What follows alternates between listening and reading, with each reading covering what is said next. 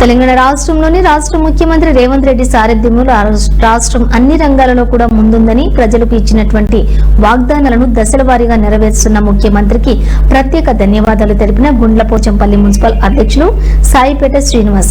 Gundlapochampally municipality Congress party అధ్యక్షులు సాయిపేట శ్రీనివాస్ అధ్యక్షతన Congress party కార్యకర్తల సమావేశం నిర్వహించారు. ఈ సందర్భంగా సాయిపేట శ్రీనివాస్ మాట్లాడుతూ కాంగ్రెస్ పార్టీ చేస్తున్న అభివృద్ధి ప్రజలకు వివరించడానికి ప్రతి ఒక్క కార్యకర్త నాయకులు కృషి చేయాలని కోరారు. గుండ్లపోచంపల్లి మున్సిపల్లోని ఏప్రిల్ 7వ తారీఖు నుండి పాదయాత్ర నిర్వహిస్తున్నామని, ఈ పాదయాత్రలో ప్రతి ఒక్క నాయకులు కార్యకర్తలు పాల్గొని విజయవంతం చేయాలని ఆయన కార్యకర్తలను కోరారు. ఈ కార్యక్రమంలో మాజీ సర్పంచులు నరేందర్ ముదిరాజ్, మేరీ ఈశ్వరి, కందడి నరేందర్ రెడ్డి, కాంగ్రెస్ నాయకులు కార్యకర్తలు పాల్గొన్నారు. మన నేషనల్ పార్టీ అధ్యక్షులు ఖర్గే గారు నిర్వహించడం జరిగింది. నేషనల్ పార్టీ ఆదేశాల మేరకు, రాష్ట్ర పార్టీ ఆదేశాల మేరకు మన గుండ్లపోచంపల్లి మున్సిపాలిటీలో కూడా 7వ తారీఖు ఉదయం నుంచి జై బాపు, జై భీమ్, జై సంవిధాన్ కార్యక్రమంతో మనమంతా కూడా ప్రతి ఇంటికి, ప్రతి డోర్ టు డోర్ తిరగాలని మేము కూడా నిర్ణయించుకోవడం జరిగింది. కాబట్టి 7వ తారీఖు ఉదయం 7 గంటలకు మనకు మైసమగూడ నుంచి ప్రోగ్రాం స్టార్ట్ అవుతుంది. కాబట్టి గుండ్లపోచంపల్లి మున్సిపాలిటీలోని ప్రతి కాంగ్రెస్ పార్టీ నాయకులు, కార్యకర్త, అభిమానులు అందరూ కూడా ఈ యొక్క కార్యక్రమానికి విచ్చేసి కార్యక్రమం జయప్రదం చేయాలని చెప్పేసి కోరుతా ఉన్నాను.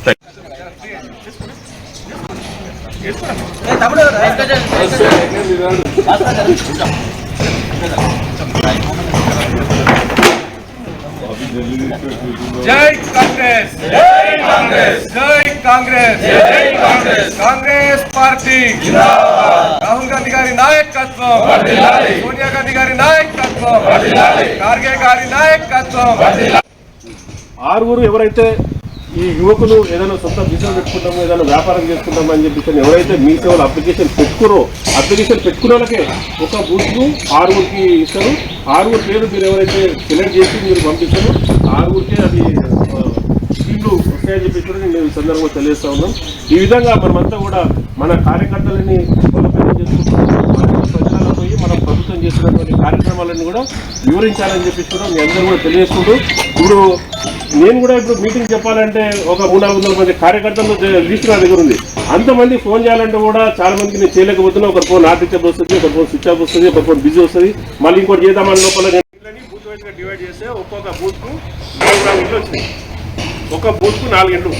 ఆ విధంగా ఇప్పుడు ఒక బూత్ సపోజ్ నా బూత్ ఉందనుకోండి, నా బూత్లో ఇండ్లు అవసరం లేదు, అందరూ కూడా బిల్డింగ్లు ఉన్నలో లేకుంటే భూస్వాములో ఉన్నారని చెప్పి అనుకుంటే వేరే బూత్లో ఎవరైనా ఎక్కువ ఉంటే వాళ్ళకి ఇవ్వచ్చు, ఒకటి కావచ్చు. అట్లా మొత్తం మీద మనకు ఉన్నటువంటి బూతులు ఇంటూ 4 ఉంటే ఇవ్వచ్చు. ఆ నిండు మనకు శాంక్షన్ ఉంటాయి. కాబట్టి దీనికి ముఖ్యంగా ఇందిరమ్మ కమిటీ మెంబర్లు ఎవరైతే సిఫారసు చేస్తారో, ఎవరైతే రికమెండ్ చేస్తారో వాళ్ళకి ఇస్తారు.